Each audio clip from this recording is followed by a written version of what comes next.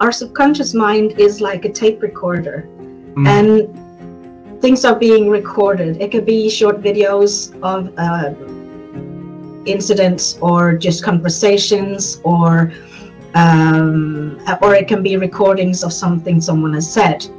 So we all have those voices in our heads, like you're not good enough, or you're too fat, or you're not going to make it, or you know, just things like that, that when we want to do something new, it's just like, oh no, you know, we get that.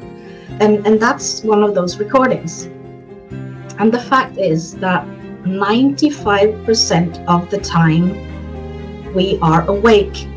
It's our subconscious mind that is driving us. So we go on autopilot. We are in that thought pattern that we learned our 7 first years. So that's why it's so hard to break out on our own, because we go in that pattern.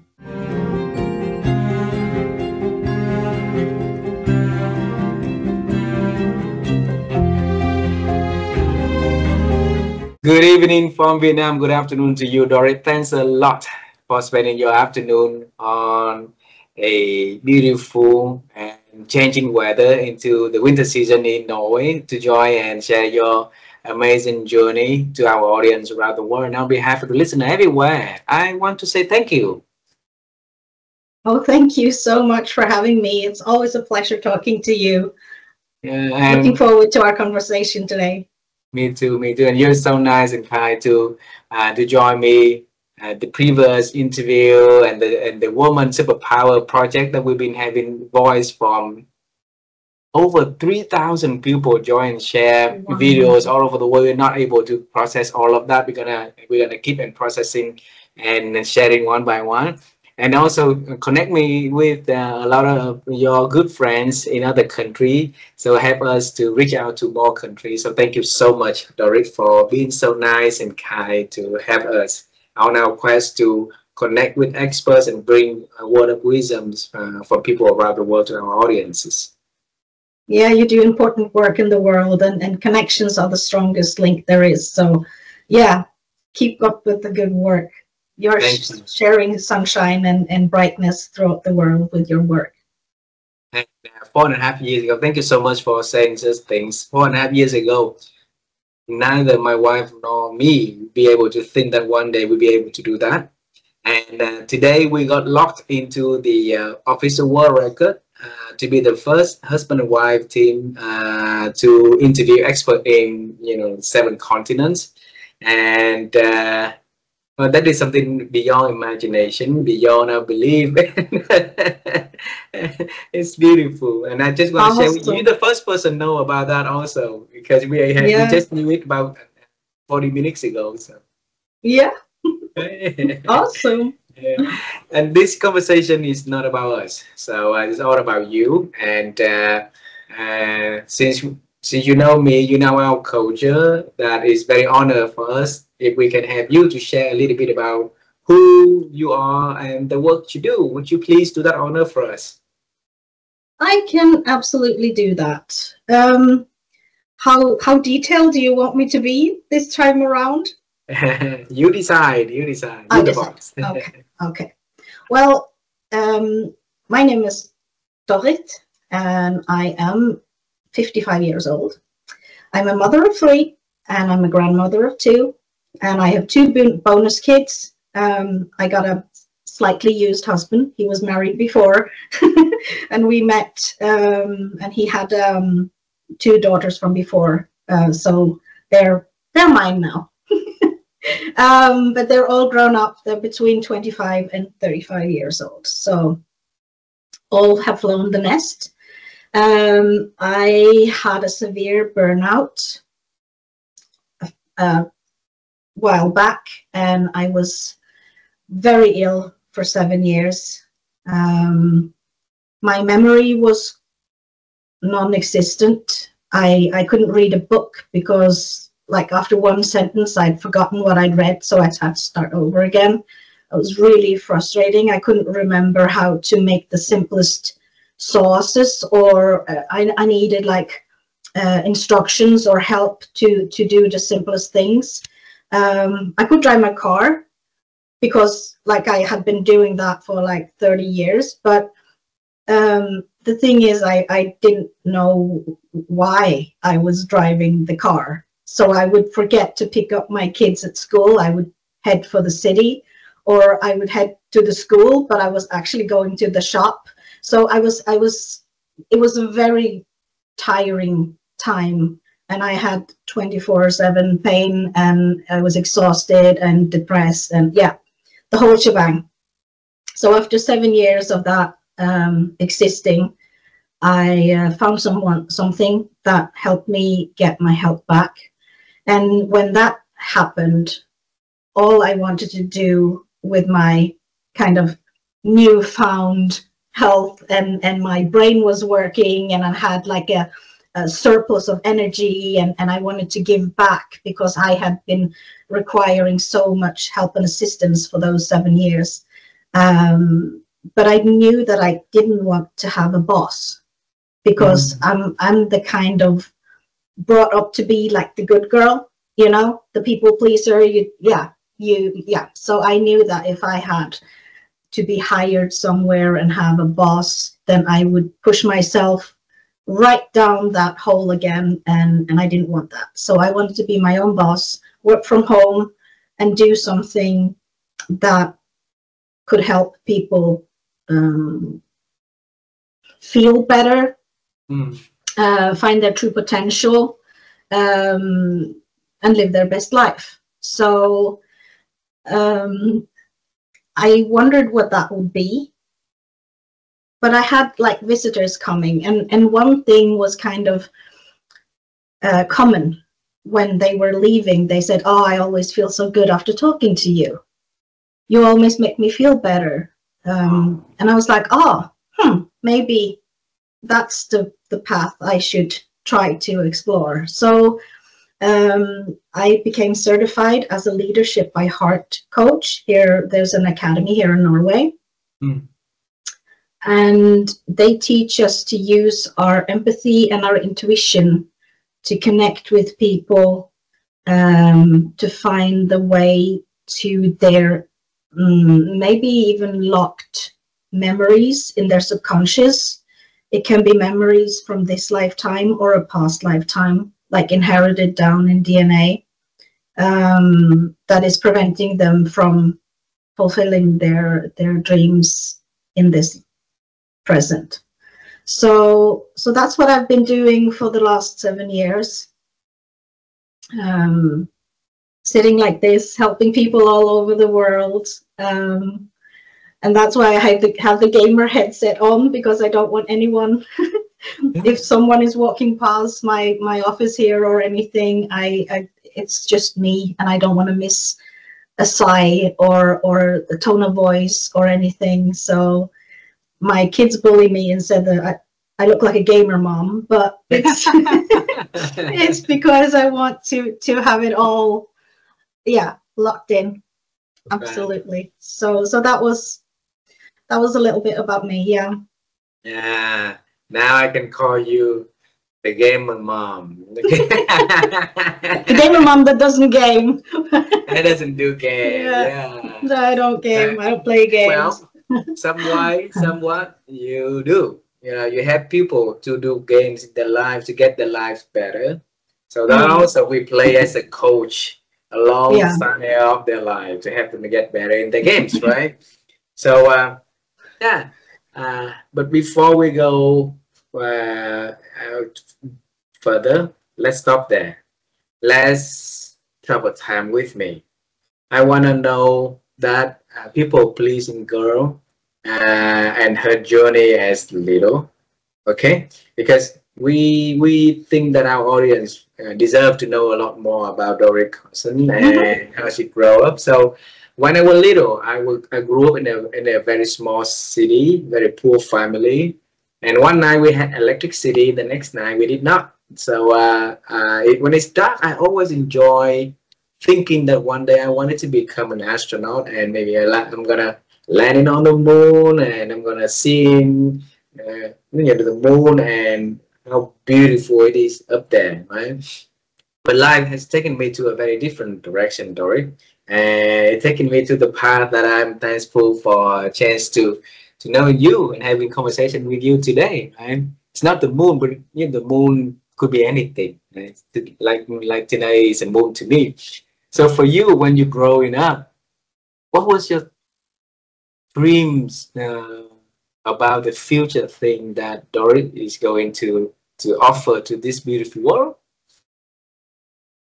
I am the youngest of three siblings. My brother and sisters are 10 and 11 years older than me, so I was kind of a only child. My sister got married and moved out when I was 7. My brother went to the military when I was 7, so after that I was kind of alone.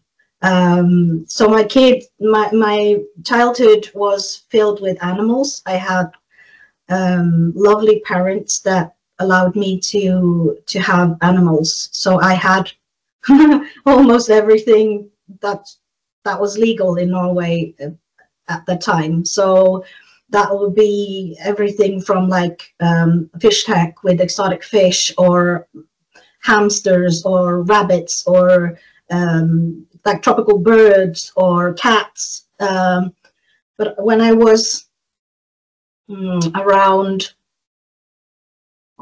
10 years old, I really wanted a horse. And I'd been nagging my parents about a horse, but they refused. We didn't live in a house that would allow us to have a horse, and it was really expensive, and you know. So eventually I gave up and I switched to something a little more small and affordable. That was dogs. And we had a neighbor where I grew up, like short walking distance up the road, lived a single lady, elderly lady, no kids, no husband, no nothing, just her and about 20 dogs. Oh. And she was a professional breeder. She would go to dog shows. She exported dogs to, well, even America, all over Europe, of 2 breeds, and that's the Norwegian Boohound and the Pembroke Welsh Corgis. So I was there every day, helped her with walking the dogs, training them, feeding them. When there were puppies, she had litters like several times a year, of course, and that was my dream world. So when I was 13, I got my first mixed breed dogs because my parents didn't want to give me anything expensive in case I lost interest. But 2 years later, I got my first corgi, and then 9 corgis later, I had 4 Rottweilers, and after the 4 Rottweilers, I've now had like, I don't know, 15, 16 Basenjis the last 20 years. So I now work with dogs, breed Basenjis. I'm a professional breeder too, right? Go on dog shows. So I ended up becoming my neighbor. Yeah. So that's what I do, like without except from the coaching. But yeah, growing up as a people pleaser, that kind of, you know, I'm Gen X, born in 1970, so we had to fend for ourselves. You know, we were outside till the street lights came on. We drank water of the water hose. You know, we had a key around our neck. Came home to an empty house. There was. The parenting was different back then, you know.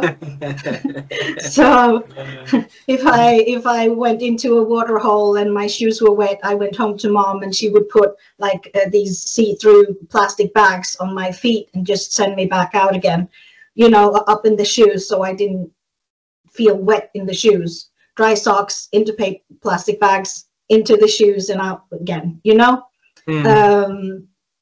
There was no reason for me to stay inside just because my shoes were wet. Yeah. So it was kind of, yeah, I had to make dinner for my dad from very young age because I came home from school before he came home from work, and mom was working afternoons and evenings. So, you know, good girl. The whole thing. Yeah, the good girl thing. So I've kind of been fighting that since my burnout. I've learned to say no, and feel good about it, to preserve my energy, to preserve my to preserve me, to share things on what really matters, not just exhaust myself to try to please everyone. Got it. That's and you should, because you cannot give what you don't get, what exactly. You don't have. So and one of the things that burning inside of us when we want to reach out to amazing people around the world, to who are relentlessly helping other people to learn and grow and accelerate life, is this: normally they are givers, right? And normally we see a lot of givers like that are living a life underappreciated, and we just want to tap in the shoulder and say, hey, we see you, we know what you do, we appreciate what you do, and we love you, and we want you to continue to doing that, because that path is an honorable and an honorable path to go. And even if nobody's saying anything, we want to say something. Okay, so so Dorrit, that's why we do this conversation. And but bring me to the moment that when you stop your dream of wanting to have a horse, and now wanting to have a dog, and then you went to the lady who is professional breeder, right? And you asked for or being part of her work, right? So why not, go in a different way, but then, going and giving your support, so that you know how to, raise dogs, how to work with dogs, and how to breed dogs. All the hard work, why not going out and just get one from somewhere? For me, it's the joy of the product, let me call it that. For me, it's the process of studying the pedigrees, the health tests, finding two specimens that are very compatible, that kind of equals out each other's shortcomings, because there's no such thing as a perfect dog. Like one can have a slightly longer back, and one is shorter in the back. One has bigger ears and one has shorter ears. Just tiny things like that. So I don't match two with long backs or two with huge ears, and because we don't want to double up on the shortcomings. And also in health tests, we have some health tests results that are not even up for discussion. They are just a no, and we don't even go there. It's just, okay, that dog is out. But then we have some health test issue problems that are not so serious. So if we don't add two individuals with the same shortcomings, the issues, then they would not transfer that to their litter. So for me, it's always to improve the next generation, both in health, in anatomy, and very, very seriously in their temperament and the way that they are living their life with their families. So one of my pet peeves is breeders that don't socialize, imprint their puppies before they put them out for sale, because it's like a computer. They need programming. They need to learn a lot of stuff before they're let go out to the world. And that window for programming, that closes at 12 weeks of age. So with our children, that window is bright open for programming up until they're 7 years old.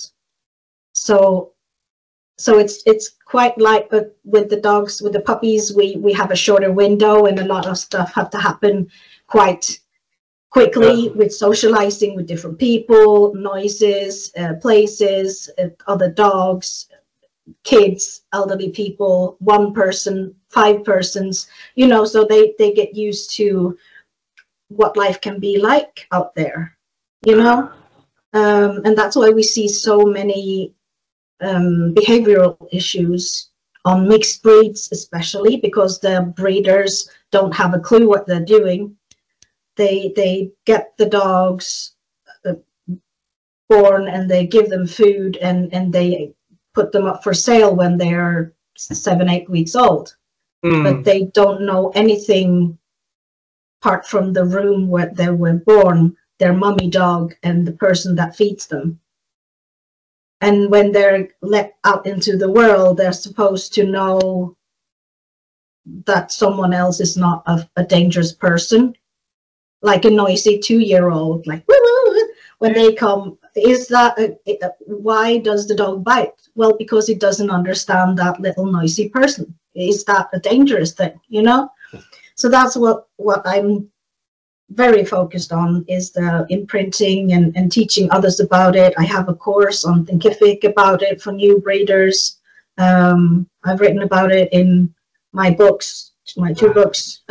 Yeah, so I'm kind of touching on that because it transfers to us, and I'm very aware of it now that I'm working as a coach, because I use like hypnotherapy induction, so people are relaxed and into their subconscious mind. And when I get up all the memories that they have there, things that guide our everyday life, it's things that they was imprinted with up until the age of 7.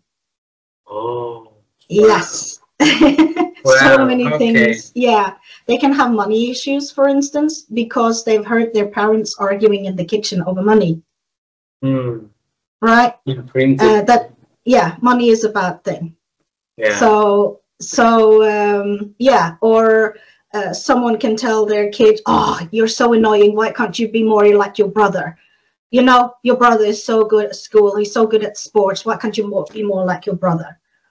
You know, and that will stick to the kid as like, I'm not good enough as I am, you know, I can never compare.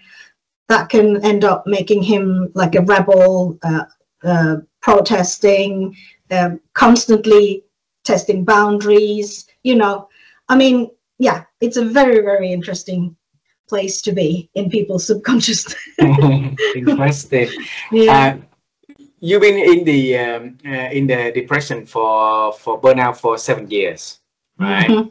And I remember our last conversation that you found out a program elsewhere, and you heard about its advertisement, and your instinct tell you that advertisement, that program will help you to solve your problem, and you decided to register for that class immediately. Yeah. Yeah. And the cost for that is huge. Back then, was huge.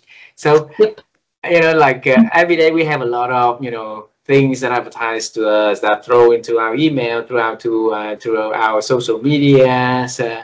And when, how did you know that particular program is gonna address the issue that Dorrit has been facing for years, and it's gonna solve the problem for you? Oh,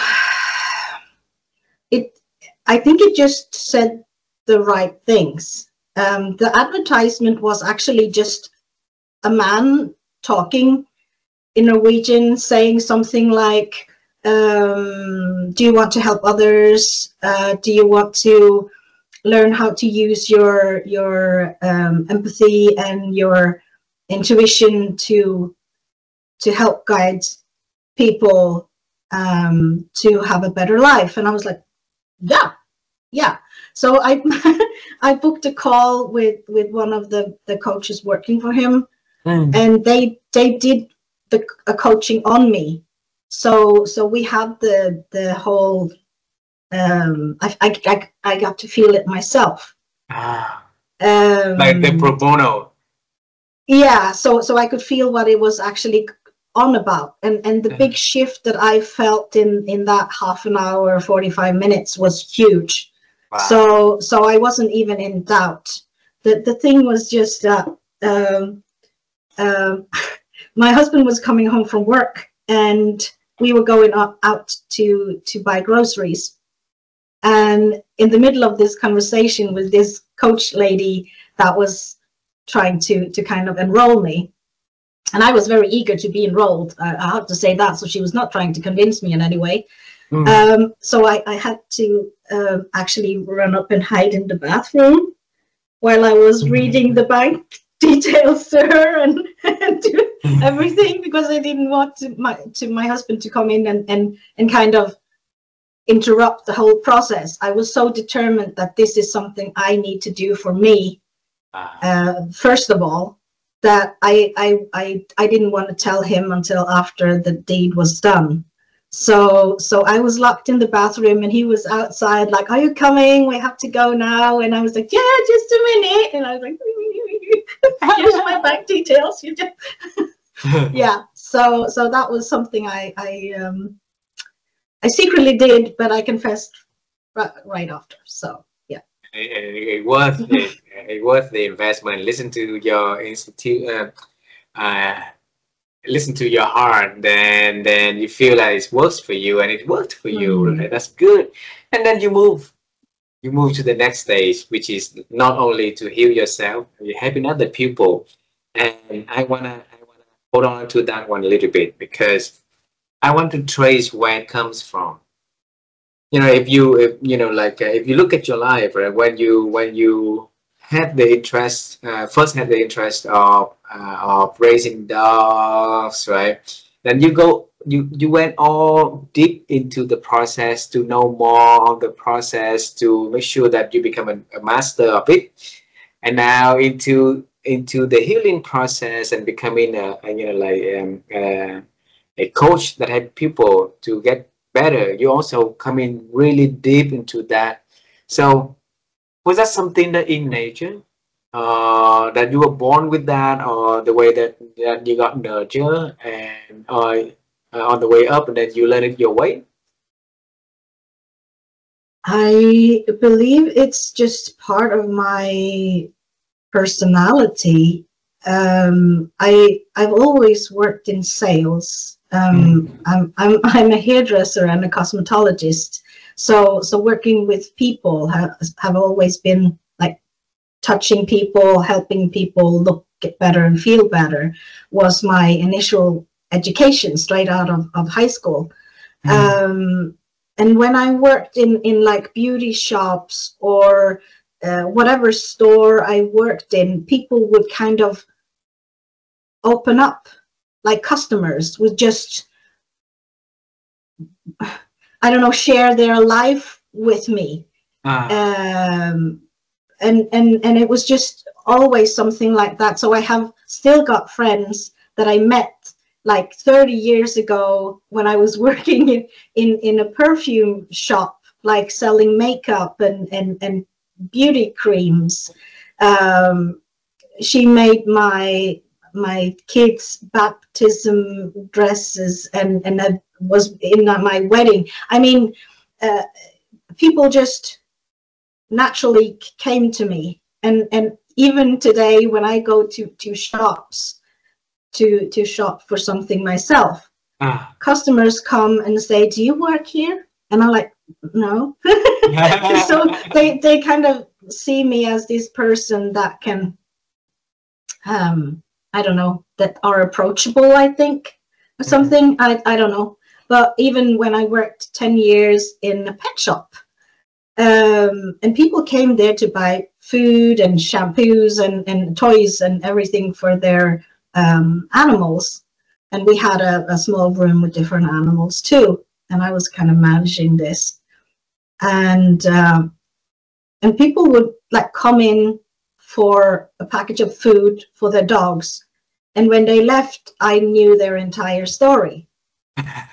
So it's kind of always been with me, and this was things that kind of pieces of the puzzle when I decided to go into the coaching, that there must be something here that people can relate to, or they feel that it's okay to open up to me.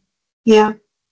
My wife and I, we interview amazing people around the world, right? And one of the things that we easily spot from, amazing people is the word newness. So newness is, if you imagine change, a lot of people sitting in the passenger seat, so change happen, and then they respond to it because they've been sitting on the passenger side and not sitting in the driver's seat, right?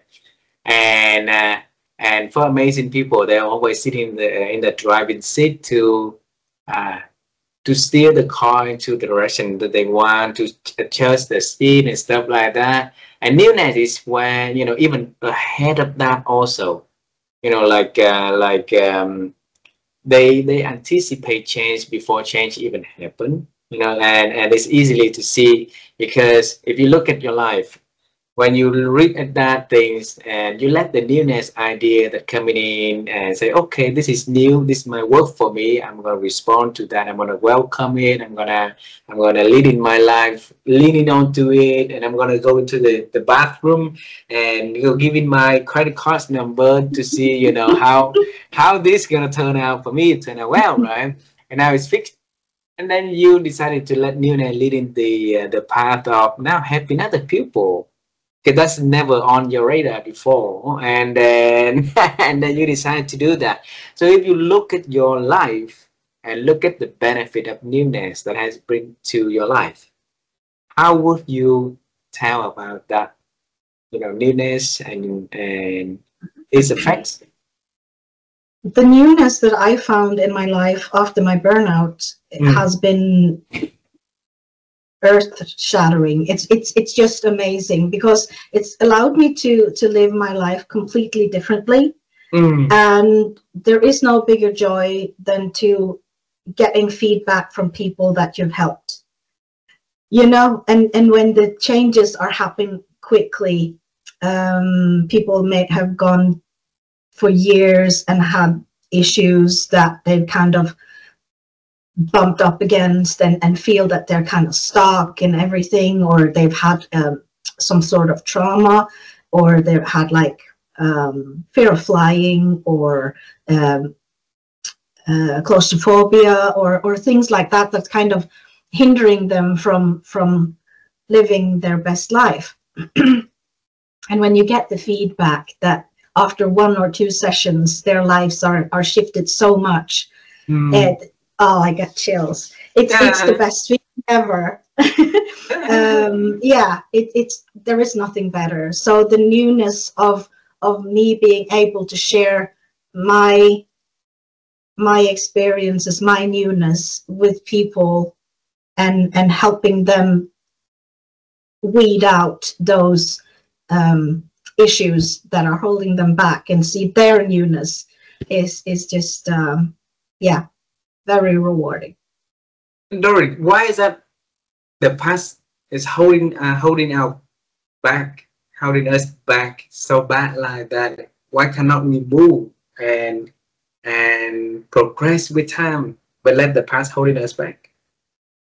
Because our subconscious mind is like a tape recorder, and things are being recorded. It could be short videos of incidents, or just conversations, or it can be recordings of something someone has said.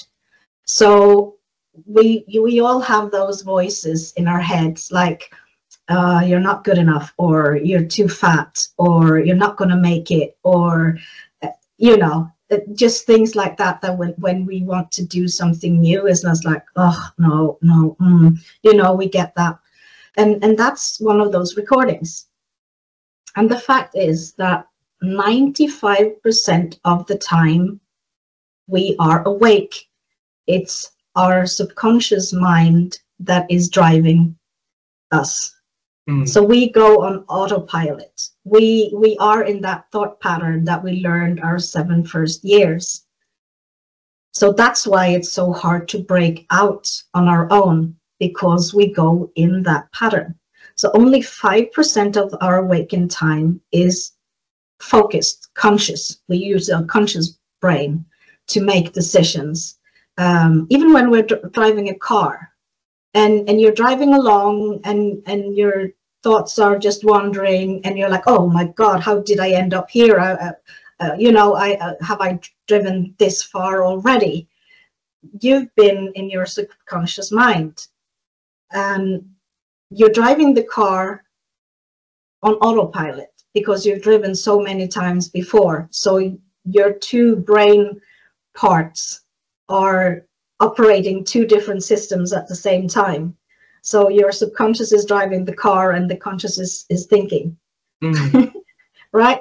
And that is why it's so effective to use the hypnotic induction and guide people with this kind of coaching, because we find that issue, we find that little memory that is stopping the progress.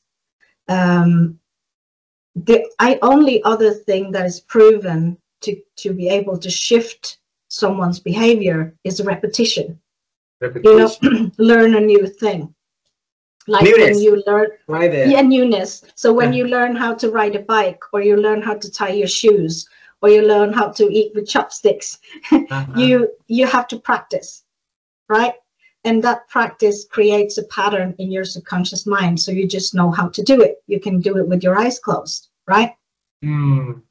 But reading a self-help book, it doesn't change anything, because right there and then you're focused, you're in your 5%, you're reading it, but it doesn't change anything, because as soon as you put that book away, you slide back into the 95%.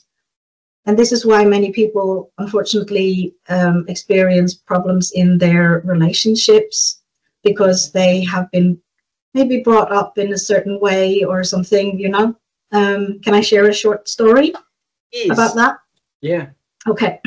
There was this client of mine, and she was very frustrated. She was in her late 30s. She'd come from a long line of broken relationships. She always broke up. And it didn't help how good looking the guy was, or how much money he had, or what work he did, or nothing.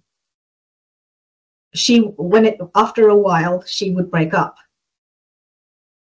And she was very frustrated. She really wanted to have a family and stay in a relationship. And she couldn't understand why she always opted out.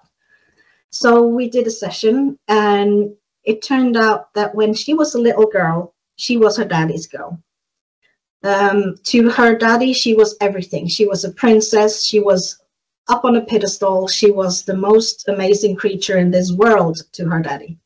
And he did everything for her. So he would buy her the princess dresses. He would take her out for ice cream on a Tuesday. He would do whatever. And he would always say, "You are my girl. I love you so much. No one will ever love you the way that daddy loves you." And this became her pattern. So she compared every boyfriend to her daddy's love. And in the beginning, we are very like, oh, you know, and the infatuation is blooming, and you're head over heels and everything. But then when the daily life settles in and you don't feel that anymore, she didn't feel that they loved her. This was not right love for her. And she didn't even realize that she compared it to her father's words.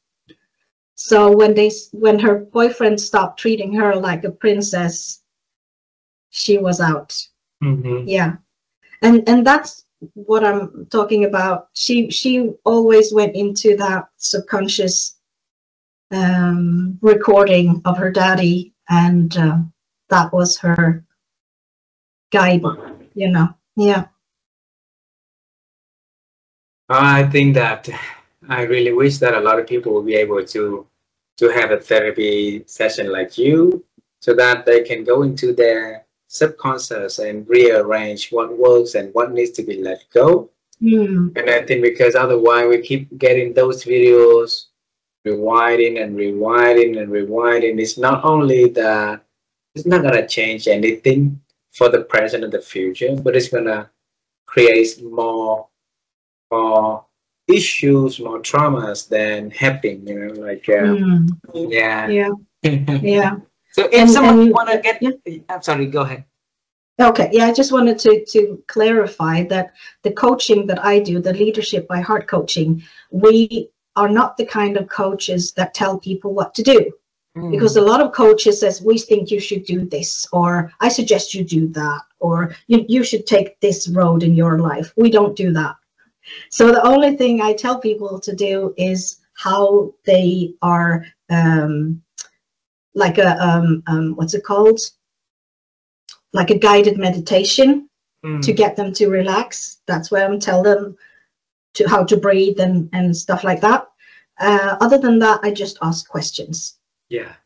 And the first thing that comes to their mind is the right answer, and we go from there. And I use my empathy and intuition to kind of guide me. So I will often be with my eyes closed, but I like to have people on camera just in case there are some shifts, you know, just to connect with their heart to guide me. So I have no fixed questions that I ask. I have nothing that is kind of system on this. It's just me and the client and a one-on-one deep dive into what is going on in their subconscious that can be weeded out, transformed into something powerful, newness. Yeah. How many years in that newness now? 7 years in the newness. All right. Yeah. I'm gonna give you one thing new that probably you haven't heard before. Okay. Oh. If you look at your life. Yeah. 7 years old. Your brother and sister left home. That's the first 7. Okay. And 7 years in the burnout. The second 7. Your business this year is in 7 years. That's the 7. So 777. Jackpot. Okay. So if you rewire your life and look at the journey now and share with us how you feel with all of that roller coaster in life, and have a fulfilling life of helping other people to reach their potential, to be confident, to rearrange their subconscious in the way that benefits them, so that they can contribute more to the world. So how do you feel? I feel amazing. To quote Linda Vectress Nichols, she said, "You are the queen of your kingdom," and I feel like I am. I am the queen of my kingdom, and I want to share that with everyone, because everyone, male or female or in between, we all have a queen inside, and we want to reign, and we want to blossom, and we want to be like, yeah, this is my life. I'm gonna do it this way. I'm not going to let anything hold me back. My no's are authentic. I want to share what I have to share, and hold back when it doesn't suit me. So yeah, I feel amazing. There is so much more happiness, energy, calmness, confidence. Yeah. So yeah, it's amazingly better. Loving the newness. So if I want to enter into that newness program and listen to the king or the prince inside of me, and let the king, that prince, to take control of their life, to my life, what baby steps should I take, Dorrit? The first step is to shut everything outside off and go inwards, to listen to your heart, because our mind is cluttered.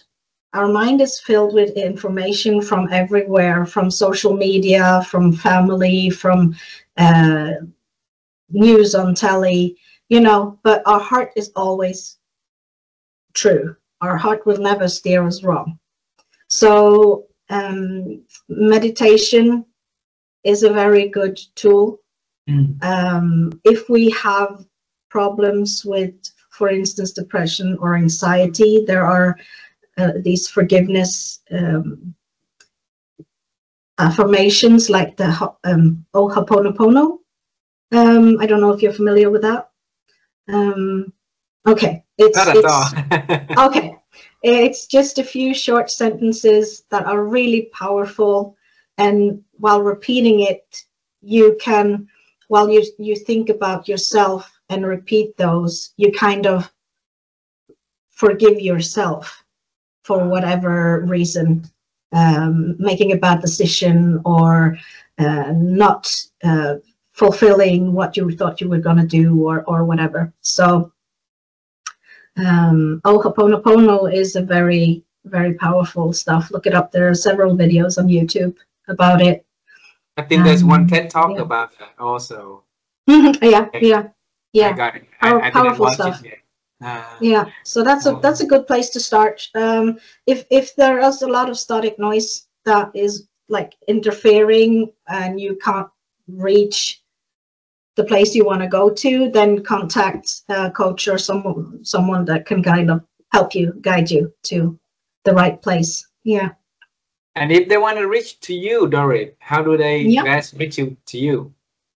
I can be reached very simply on LinkedIn, on Facebook as Dorrit Karlsen Heart Guide. Yeah, on LinkedIn, Dorrit Karlsen. I've got a link tree that has all my contact information, my books and everything there. Yeah.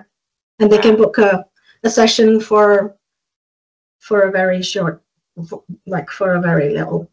Okay, wonderful. Yeah. I'll make sure I put it on the notes of the video also.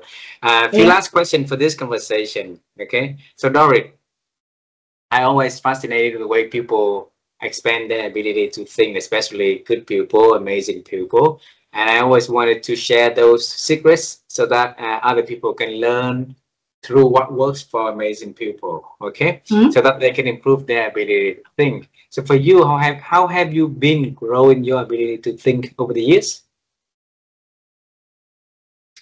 That has been grown by learning to listen. I was very focused before on preparing my answers while people were still talking.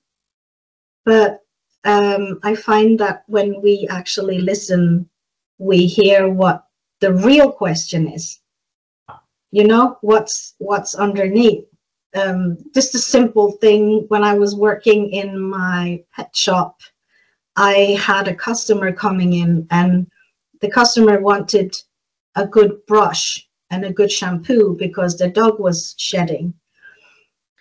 But as they kept talking about this dog shedding, I understand that this is deeper.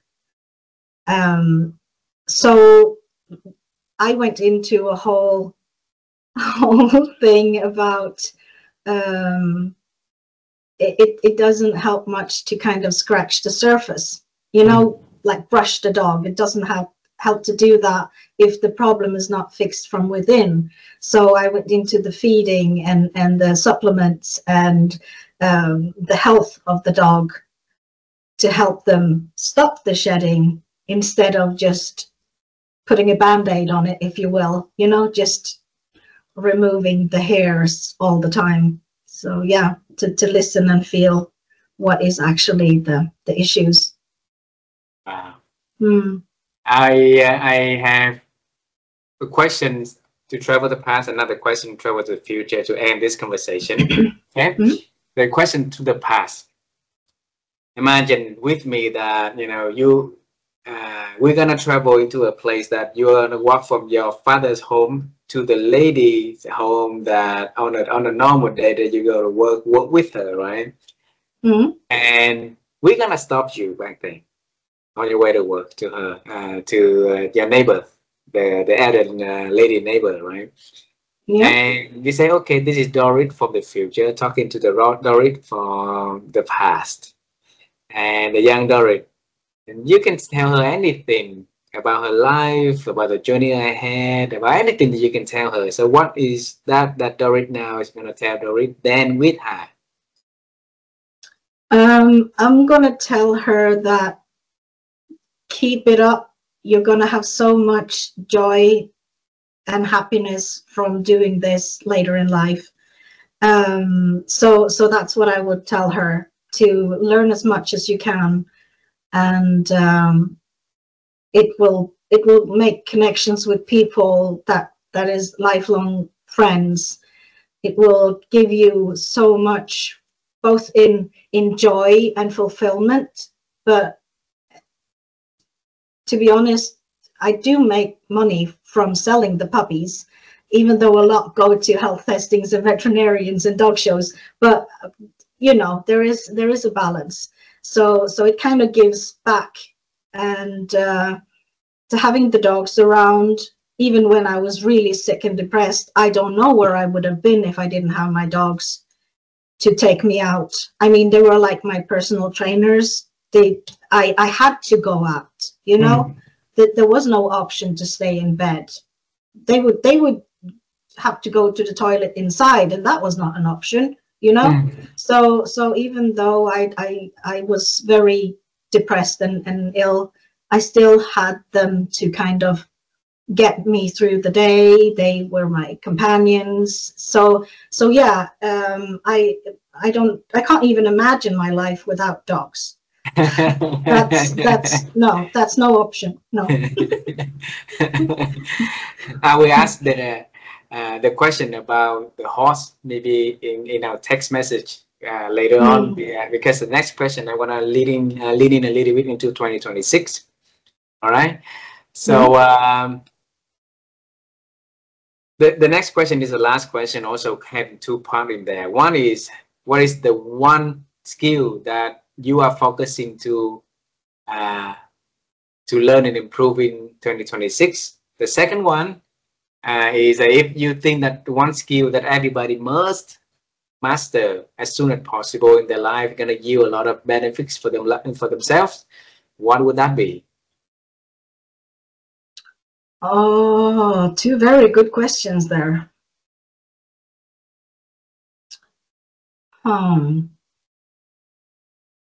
For myself, I'm working on being more organized, more structured, because I'm very emotionally guided.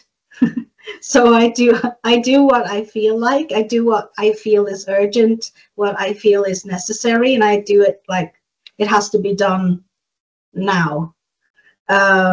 So being more